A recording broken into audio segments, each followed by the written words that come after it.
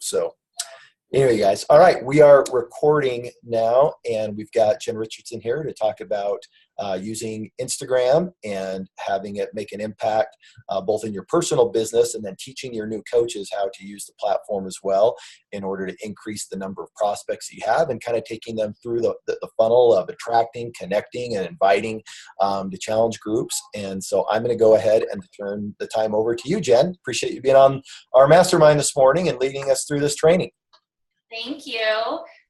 So guys, you all use Instagram, so I'm not going to kind of teach it to you the way I teach it to my new coaches, but I'm going to kind of work you through how I start them off so that you can maybe implement this into your new coach training, and maybe you'll pick some things up for yourselves for your own Instagram. But what I find with my new coaches is they get nervous with Facebook off the get-go because their Facebook is their warm market, their friends, their family.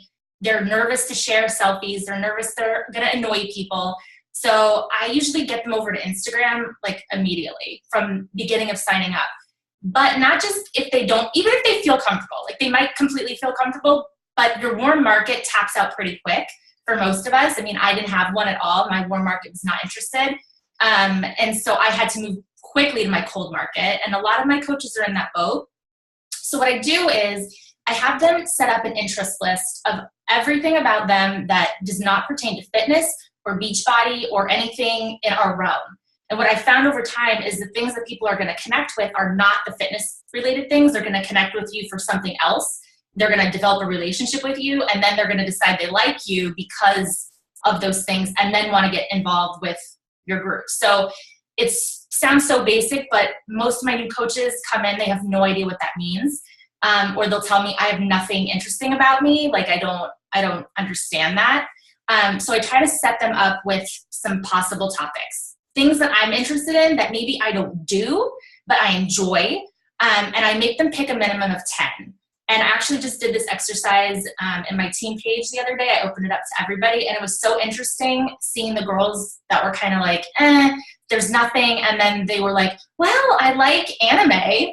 I like Harry Potter. I like Disney. Like there were things that started to like roll out as they started to write them down. And then I said, okay, so you take that list of 10, and then you're going to Google search that hashtag, which a lot of them are like, what do you mean Google search a hashtag? But if you type in popular hashtags for Disney World, you will get a whole list of hashtags for Disney World. And I tell them off the bat, this is tedious. This is a tedious activity, but this work you're setting yourself up with this interest list and these hashtags, you're going to use them for the next few months. So take the time to do it. So they'll go through each interest and they'll type it into Google whatever interest it was, popular hashtags for. Then they'll plug that hashtag into Instagram and they'll look through all of the people using that hashtag. If the people using the hashtag, they, number one, are like, these are not my target market. These are not people I can see wanting to be on my team or me be friends with them. I always tell my coaches, would you be friends with this person? I don't believe we want to sign up a coach that we have no common ground with, because down the line, we're not going to end up meshing well and the relationship won't build. And it just doesn't create a good situation right off the get-go. So I tell them to kind of like browse through these people's profiles, see if you connect with them. Another thing, if the hashtag has like 1 million, 2 million, 3 million people using it, it's not a good hashtag. Your post will get buried as soon as you post it and you use the hashtag.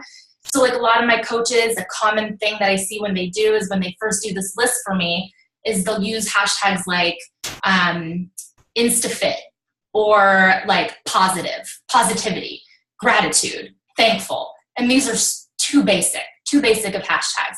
So I say to them, okay, so positivity, that's something that you want to attract people that like to use that. How can we spin that hashtag to make it more honed in on your target market? And then we kind of work our way through that to positive vibes, or, you just try to move that word into a place where it's more targeted. And with my PS coaches, I developed this list with them. Obviously, we can't do that for our whole downline. We just don't have the time to do that for all of them. But with my brand new coaches coming in, I really work closely with them to get a good list of 25 that they're going to use. Then they take that list and they're going to put that on every single post that they make. And a common complaint or rebuttal to that is, when posting a fitness selfie, does it make sense to have a hashtag that says dog mom? And I'm like, yes, because your social media, you are sharing a story on your Instagram. So all of your pictures that you're posting are going to embody this brand that you're creating. Like, it sounds silly, but like, I post all these things about pineapples. I like pineapples. So now whenever anyone sees a pineapple, they're like, oh my God, Jen, I need to send this to Jen. And you're creating this, it's kind of like a brand off your brand of things you like and you don't like. And you're posting about them so often that people start to relate that thing to you. So even if your post doesn't have a dog in it, you're still a dog mom. So it's still something you could put in your hashtag list. And that's something I try to explain to them. Then them looking at this interest list also helps them figure out what they're posting. A lot of my coaches, when I browse their social media, and something if you guys don't do with your coaches now, I do social media audits where I go to their social media and I basically give them a rundown of what they're doing right and what they could be doing better. And a lot of what I see them doing as a new coach is it's all fitness. It's their Shakeology selfies. It's their workout selfies. There's no content there that someone can respond to. It's like, crushed my workout today, hashtag awesome. And it's like, how does someone respond to that, right? Like, where do we go from there? And so I'll kind of look at that and say, how can we post the same thing? Picture's good. How can we post the same thing, but target it more towards someone you're trying to attract? And just being posting with purpose. Have a reason for what you're posting and who you're trying to attract. So we go through those hashtags. We get them a list of 25. They're going to put that on every post. I recommend, and you guys probably already do this, but to put it in the comments of your post on Instagram. Don't put it in the caption. It just tends to look messy putting it in the caption. So I put it in the comments, 5 dashes, list them out, post on every single post. For some of them that are more ambitious and they're like, I found 50 hashtags, then they'll take one hashtag list and they'll use that sometimes and they'll switch them out. Some of my girls, they pull a bunch and it's great and that's awesome. So then the next step that I do from there is having them use that same hashtag list they created to do all of their networking. So during their power hour, when they're supposed to add, I tell them at least 20 people a day that they need to be adding to their Instagram, they use that list. So they'll go to their dog mom hashtag, or they'll go to whatever it is, Florida girl, whatever they've chosen. And they'll go there and they'll browse and they'll add different people from that hashtag. Some of my girls are like, what if I add 5 people from each hashtag? What if I did that? I'm like, that's great. Whatever system works for them, how aggressive they want to be with how quickly they want to grow their Instagram is how many people they're going to want to follow. But rule of thumb, I say about 20. And that's part of their daily power hour. Now, I will say this to you guys. With my new coaches, they are like, I see this option to like switch my Instagram to a business profile. Like, should I do that? I personally do not recommend any of my new coaches using a like page. I tell them to stay on their personal page and use their Instagram to grow their cold market. Facebook is so tricky with their algorithms and what's seen. Like, I don't know about you guys, but unless I'm running an ad at the time and I post something, I can have only 200 of 12,000 people see that post. For your personal page, that you're going to get a lot more traction because a lot more people are seeing it. So I never start my coaches off using a like page. If they take their Instagram and they switch it to a business account, which a lot of people want to do as a coach because they're like, makes me look more legit, Facebook takes that algorithm that they're using for your like page and they transfer it to your Instagram now that you've connected those two. So if your like page doesn't get a lot of traction, your Instagram engagement will go down. So rule of thumb, I tell my coaches, keep it as a personal account on Instagram. Don't worry about it right now. Move into that as you grow your business. Another thing with the hashtags that I found out they're recently started to do is Instagram has started to blacklist Instagram accounts that use the same hashtag for too long of a period of time. So rule of thumb, 60 days. Don't use your hashtag list for longer than that. Try to switch it out or at least switch them up. Instagram is like flagging accounts that they think are spam accounts, and that one of their criteria is those hashtags. So these are just kind of things that I'm telling you guys so that you know and you can implement. But with our coaches and right off the get-go with them, it's create this list, and this list is going to be your bread and butter going forward. And then what I do with that interest list, for those of them that want to steer off Instagram and they want to go over to Facebook, they're going to use that same interest list and they're going to network in like Facebook groups of those same interests. So I don't do any cold messaging. I don't teach cold messaging. I don't like getting cold messages, so I don't want my girls sending them, or guys. Greg, sorry, I don't have like any guys on my team. But I don't want them doing that. I want them to build these real, like, organic relationships. And so I tell them to use that interest list, go onto Facebook and search for groups that pertain to those interests if they want to start networking there. For me, I use that hashtag list, and I will do a lot of direct messages about their posts. So, what I personally do at this stage of my business is I pick 10 a month that I want to recruit. And those are the people that I'm trying to sign sometime in the near future. And I pick 10 because any more than that, I start to get overwhelmed with these conversations. I check in on their social media every single day. I comment on their posts, but I bring it into direct message and start the conversations. And I time it so when I'm messaging them, I have a free group starting within 2 weeks. So I can cultivate that relationship for 2 weeks. By the time my free group is about to start, we have created enough of a relationship where I can say to them, hey, I'm running this free group. Do you want me to pop you in there? And it's not cold. They know me. We've been talking. And I kind of teach my girls to do it the same way. They seem to get hung up in how to keep the conversation going for that long. So I try to say to them, don't message them and say like, oh my gosh, your little boy is, huh? Is there any way I could ask you just before you go, like, this is awesome, just like a couple of quick questions? I don't mean to interrupt you. No, go ahead. Do you have yours as a business account or a personal account? I do, only when I'm running an ad. So when I'm not running an ad, I switch it back. How do you switch it back? It's in your settings. It'll say switch to personal, and I'll switch it back. And then when I start running an ad again, I'll switch it. So you're running your ads on both Instagram and Facebook when you run your ads? It depends. Okay. It depends on the ad. Like right now I'm running one for a challenge group and I'm running it on both. But if it's like a recruiting ad, I'm doing certain targets specifically on Facebook of who I'm targeting, and I keep it just there. Okay. And as far as the 10 people that you're wanting to recruit, are you talking about they're people that you want to have as coaches on your team? Okay, gotcha. Cool. Thanks. You're welcome. And so where was I? What was I talking about? I lost my train of thought.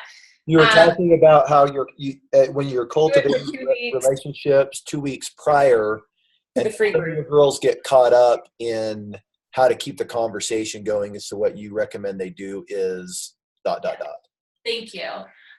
So if I notice that they'll send me like little samples of their conversations, which if your coaches don't do for you, I recommend during their social media audit for them to send you examples of like conversations they're having, so you can even help them develop better rapport with these people.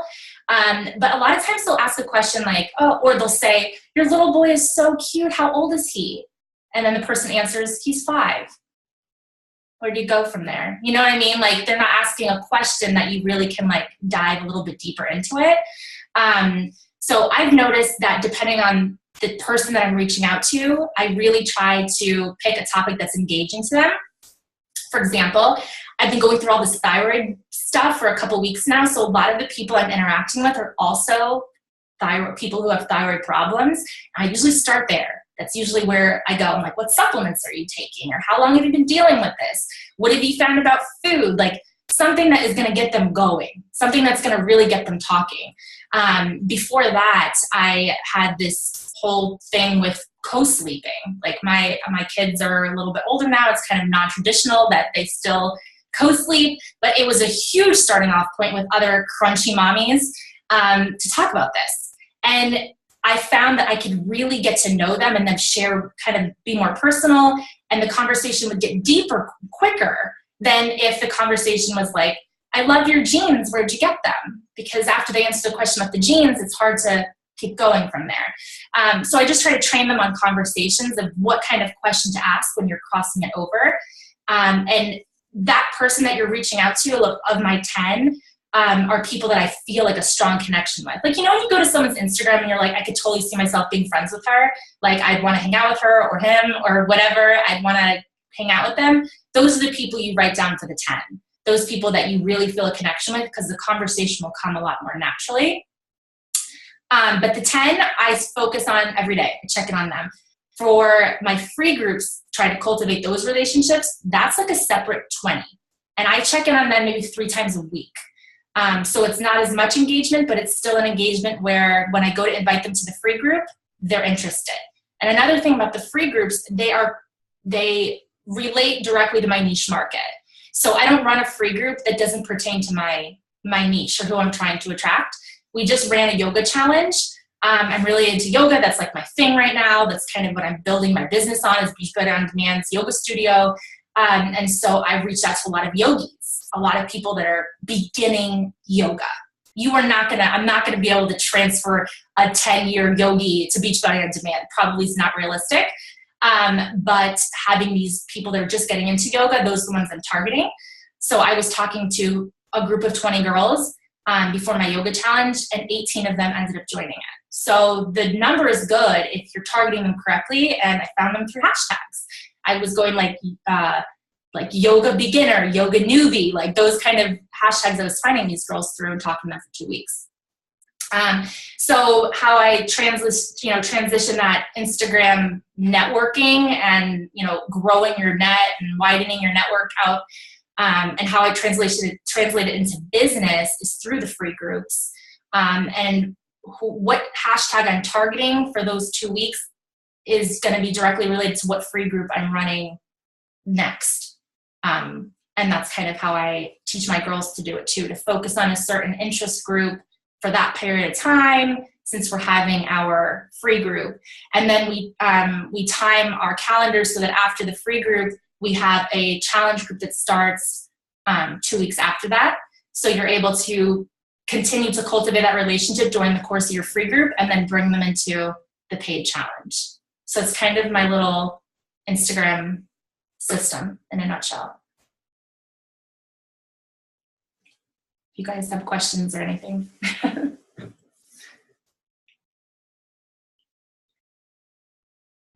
How well is this duplicating with your team?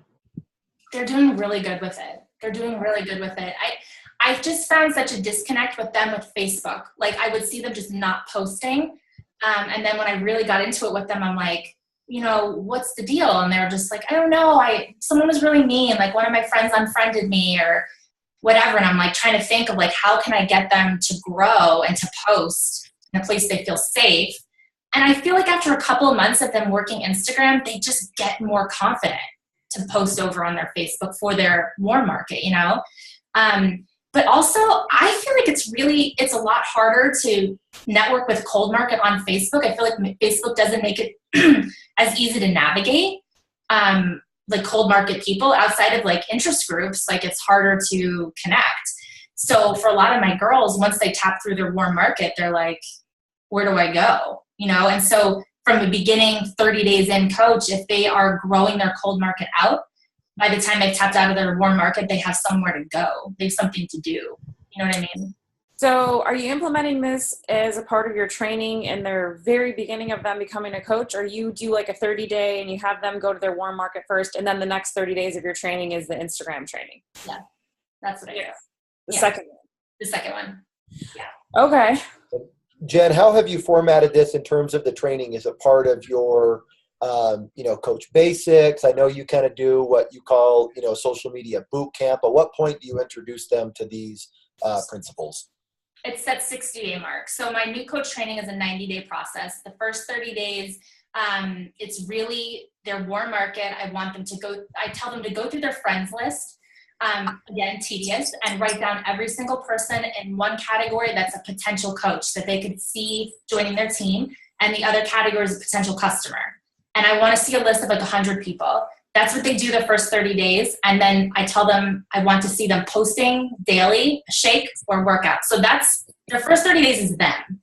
Then at the 60-day mark, if they're still with me, because if you throw too much at once, then it's too much. And, some people fall off before they get started. So it's like you don't want to invest too much time into someone that's not going to stick around. But then 60 days, if they're still with me, that's social media boot camp. That's when we start doing their interest list. Unless my new coach is a go-getter, and I've had a couple of them lately. Like those two girls, Emily and Elena, like they went diamond like within 60 days. So they came in and they were like, give me everything you got. Like, I want to do all of it. So you just kind of feel it out depending on the coach coming in. But usually 60 days, that's when they do their interest list. When we do hashtags together. That's also usually when I do my GSR, is after their first 30 days. They've gone through their new coach training. I have like a group and I have a PDF document that they can go through. And I want them to complete like our challenge group. I want them to do 1 month of a challenge, and I want to see them in there like really working out and being a product of the product. And then we get on the phone, we talk about how the first month was, and then I overview all of this social media stuff for them on the phone or a Zoom, and then we go from there. So your 30, 60 days, or your first 30 and 60, sorry, Nikki, is it a group on Facebook, a coach training, or you just are doing it kind of individualized? So I have like a Coach Basics group, and it's all static. So like it's all there. And then they have like a training checklist that they can go through on their, like at their own pace. But I've started doing more one-on-one instead of doing like a big group. You know what I mean? With my new coaches, I check in on them like 4 times a week for the first 30 days. Okay. And after that, and I mean, if you're recruiting like 20 coaches a month, this would probably be completely overwhelming. I'm usually 10 or less. Like that's how many girls I bring in. I try not to bring in more than 10 because I get overwhelmed. So it's doable for me to do these one-on-ones, you know, but I can see how that might be hard if the number of people you're bringing in is. Are you bringing in a lot of people that are coming from your challenge groups, or this is mostly coming in for the coaching opportunity and then you're having them go through a challenge group while you're training them? It's funny you say that because it's always been people just come in wanting to coach, and most of them were not familiar with Beachbody like at all. And I found that those were the ones that that fell off first. Like nothing ever happens. I think they were coming in wanting to make money, or they're watching my life and they're like, I want to do that, but then they didn't want to do the work to get there. Yeah. So I really try to encourage them, if they're not familiar with Beachbody at all, if they've never done anything, I'm like, I really want you to be a challenger first. And I kind of encourage them to not sign up to coach right away, and to do one of my challenge groups. And then I see a better conversion after their first challenge. So you have them go through 30 days of challenge group with no training, just as a challenger, and then they start the training at the 30-day mark. Right. Unless it's that girl or that coach that's like, I want this, give me more. You know what I mean? And then I'll like roll with it with them, but on the, like as rule of thumb, yes. I don't know what you guys are finding, but like what I'm finding is what I feel is happening with a lot of people that I'm getting started is I'm throwing way too many things at them. And so I'm trying to just slowly like ramp it up a little bit slower. You know, it's like we're constantly trying to be better. And my last 2 coaches that I've signed are from people that have like been in my challenge group for 30 days, and they actually posted on their social media during the challenge group for 30 days, and they're having success, you know, in their first month. And it's been a while since I've enrolled a coach like that. So just like going back to that. So this is awesome. Thank you so much. Sorry, Nikki. I didn't mean to like, I always hop on and ask so many questions. Melissa, get going. Nikki, it is your turn. Your hand is up. So are you running your free groups on Facebook? And if so, like, are you finding that people on Instagram are like not having Facebook? Because I feel like that's become an issue lately. Yes, there's a lot. There is a lot. And I can always convince them to make a fake account. So like they don't want Facebook for like a variety of different reasons, but I'm like, make one. It could be blank, it could be whatever, just get in there. And I only have had like one girl in like the past 4 months that has been like, no. And then I just emailed her everything. For my challenge groups, I do use the tracker app. General consensus with my team is they feel like they don't feel as much community when we use the app. Like it's not as warm and we don't get as deep, or the relationships don't grow as much.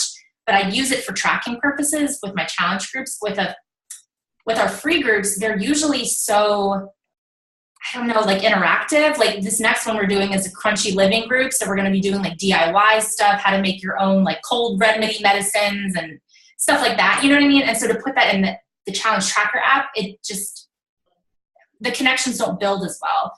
And mine is called a community group. So I've been running it for over a year. So it's really big. And we switch the group in that group every month. So we run 2 free groups in that group a month. Does that make sense? I feel like there's two different challenges in the one community group on Facebook, like every single month, and they change. So it's one continuous group. Right. Just the challenges will change in it. Yeah. Yeah. That sounded really confusing when I said it out loud. But yeah, that's how we do the free groups. I mean, people, I feel like most people on Instagram, they like have a Facebook, they just don't use it, or they don't want to use it. But if you're saying it's just for this group, and they want to be in the group, so they're going to do it. But I do find that like my challengers, they're much less likely to create the Facebook. I don't know why. They're like, well, I'll just use the app. That's fine. Okay. Hey, Jen, for your coaches that aren't on Instagram already or are slow with it or just learning about it, how long does this process kind of take? Like if you're doing a power hour, for example, is this like 20 minutes of their time, 30 minutes? An hour. Okay. So a full hour on Instagram is what you would say. Mm-hmm. Okay. Yeah. And I feel like with my coaches that they're not familiar with Instagram at all. I had one, I just signed up last month and she didn't even have an Instagram account. So we just took it a lot slower with her. Do you remember that? I don't know if you remember, I did like that video in our TKO social media group, like Instagram 101, like where I told them how to sign up an account, like make an account, like what kind of pictures to post. Like I do those kind of little trainings for people that are like totally not at all, they don't know anything about Instagram, but on the most part, people have an account. They just need to know how to use that as a tool to like grow their business. I was just trying to think of how to break it down to where it's like they're not spending all of their time, like how to fit it in. Because I'm thinking about myself too, like, okay, where does this fit in? Like, do you have your assistant do anything like that? Run your free groups? Like, how do you organize, I guess this is a whole different call, like your day, or like, how do you fit it in? I don't know if anyone else has this question or not, but like with the group that we have going on, with the test group, with Facebook, with trainings, I want to do Instagram, but I'm like, is this going to be another hour for me? And if it is, it's great. I just kind of want to know so I can describe, how to, does that make sense? Yeah, no, it makes sense. And for me, I've never recruited on Facebook. Like I just never did. And so for me, like when I started, I was spending probably 3 hours a day growing my Instagram. I mean, my day when I started was like this crazy long day that I don't expect my coaches to do, but they also don't have the goals that I had either. So it kind of is like, I mean, if someone comes to me and it's like, I want to make $100,000 this year, how do I do it? I'm like, buckle down, get ready, but most of the time it's like, I say an hour to them that I want them searching through their hashtags to add people. Okay. And I want them commenting, liking posts, trying to do these conversations via direct message. And an hour goes up pretty quick when you're doing. Yeah. So I don't know if you're recruiting right now on Facebook, like if you're in these groups and you're messaging people, like one of my girls, Angelica, she does everything through Facebook. So she doesn't put as much time into her Instagram, but that to me, that's where I do all my business. So. Right. Okay. Perfect. But like I don't have an assistant anymore. So I do it all. I have a girl that does flyers and stuff for me, but I try to give myself an hour for each task. So like what you were saying, like I'll do an hour of my Instagram stuff, and then I'll do an hour where I'm checking into groups. So challenge group, free group, team pages, that's an hour. And I have a timer, and when it goes off, I'm done. Inbox, I give myself 2 hours because it takes longer. But you know what I mean? Like I break up the tasks and then I give myself a time. Perfect. That helps. Yeah. Okay. Yeah, I don't have an assistant either. Just someone who does like the weekly volume and success. Right. So that's why I was asking too. Yeah. Okay. Very good. Well, how many hours a day do you work your business? And are you working on every day, Saturday and Sunday too? So I set office hours like 6 months ago, and it's been good. I do 9 to 3, and then I pick up my kids from school, and then I don't work again until 9 p.m. So I do 9 to 3, and then 9 o'clock to 10 o'clock is usually just messages and stuff. So I tell them, I'm not available to do a Zoom at 9:30 p.m., but like if they need me, I'm going back into my inbox. And it's been It's been good. I feel like most of the time people need me during the time frame that I'm available. And did you say working out? On the weekends too? Either a Saturday or a Sunday. But I'm doing yoga, so to me it's like I feel like I need to do it every day to keep my sanity. So it's like that. Before I felt like it was for my business, like I had to be present, but now I'm doing it because I need it. You legitimately need it. I like actually need it. Good deal. Well, I think one of the key, at least takeaways for me, Jen, again, as we've been talking, is just that the Instagram following. What I like about what I hear from those building through Instagram is that the prospects or the people connecting through there are oftentimes using Instagram in search of the content that's out there. Facebook is more of like a scroller. Oh, let's scroll and kind of see what goes through. Whereas, a lot of people will go to Instagram like in search of content to fill a need or to find a solution for their life. And so when you get them to engage, with you in the things, hey, I found you for yoga newbie, or I found you for, your thyroid issues or your baby sleep, kid sleep stuff, whatever it is, they're going in search of that content. And so just the initial engagement and being able to connect with those people is facilitated because the expectation is that there's going to be that interaction because they sought you out. They sought out that information. They connected with you or liked what you were doing, and it wasn't just a random like, oh, geez, I hit like on this and now I'm getting like, all these messages. So, the relationship building is a little more cohesive. The thing that I would add on that, and Jen, maybe you can comment on this and then we can, bring this to a close or whatever, unless there's other questions. But, one of the things that you have become good at, I think a lot of it is, God-given, and then you become, polished the skills, for lack of a better term, is engaging in those connection, conversations. Some of us, like myself, are just more abrupt. I don't know, it's like, I just want to get to the point, but how do you teach, your girls? You talked a little bit about helping them through your audits, to ask engaging questions or questions that would get them to interact. Would you maybe just comment to that a little bit more on how, you've been able to maybe polish those question asking or, tactful conversation skills? Yeah. So I usually turn around on them and I'm like, okay, so this is your interest, right? Like, let's say it's kayaking. Like, this is one of the ones I just did this morning. That's why it's on my head. I'm like, if someone was coming to you and was like, I really want to get into kayaking, like, what kind of kayak do you recommend for beginner? Like, what kind of questions if someone asked you about your interest, would get you going? Because these are your interests. So, and she just gave me all these things, like telling about her kayaking. And I'm like, see all that stuff you just said to me? Those are the questions you're going to ask your person.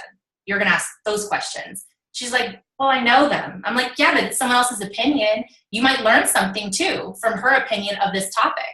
And she was like, yeah. So to me, it's like, what kind of questions would get you talking? And then you're going to turn that question around that you think if someone asked you would get you spewing information out, and have them ask that question. And so it's kind of like a little back and forth with them about each interest that they have. Some of the interests they come to, they're like, I don't really know. I'm like, then erase that interest off your list. If you don't even feel like you would know what you want to talk about with it, it's not a strong enough interest for you to network with someone on that. Let's think of something else. Let's go from there. And then again, they'll show me like their kind of sample conversations that they have after they start them. And I'm like, if you took that and then you tweaked it and added on something else, do you know what I mean? Like depending on whatever they said to that person. So that example about, oh, so your son's 4, or how old's your son? Oh, he's 4. Oh, my son is 4 too. What stage did you like the best so far? I mean, I feel like 4 has been really hard for me. My kids are testing me. Like, are you experiencing that? And then open-ended, like they will go off about what age for their kid. So I kind of try to take what they did and show them how they can expand that out so that the conversation can go deeper. And I will say, like, when I was in college, I was in a sorority and I was recruitment chair, and they put you down in front of a girl, and you have to have conversation come out of midair while you sit with the person for 15 minutes to have these conversations. So a lot of the times I try to train them the way I would train those girls coming in, like how to have these conversations out of the blue.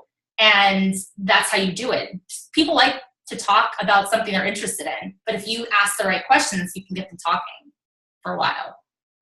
Wonderful. Well, and that's the point that I want to make, is that sometimes we think that, oh, well, you know, you're either a good talker or you're not, or you're socially engaging and you're not. But these are, while some people do have, you know, a more natural ability to do that, there are skills, you know, that you can learn. Everything in this business, you just like you would learn, you know, skills to become, you know, a doctor or an engineer or a computer programmer or whatever. I mean, you can learn those skills, and it's important for our coaches to understand that, hey, it may take some time, just like any skill that you know, picked up, but this is going to be something that, you know, that you can build up. And of course, when it's personal to them, which it needs to be, then it, you know, then it can come more naturally as well. So anyway, Jen, this has been fantastic. I appreciate, again, the time that you took to share with us this information, and I've got it recorded, so I'll get this uploaded to YouTube and send you guys the link if you want to use it, you know, with your teams or whatever, and I'll post it on the mastermind pages. So anyway, thank you again to all who participated. Thank you, Jen, again, for sharing the information. You're welcome. Thanks for having me. Have a great week, you guys. Bye, guys.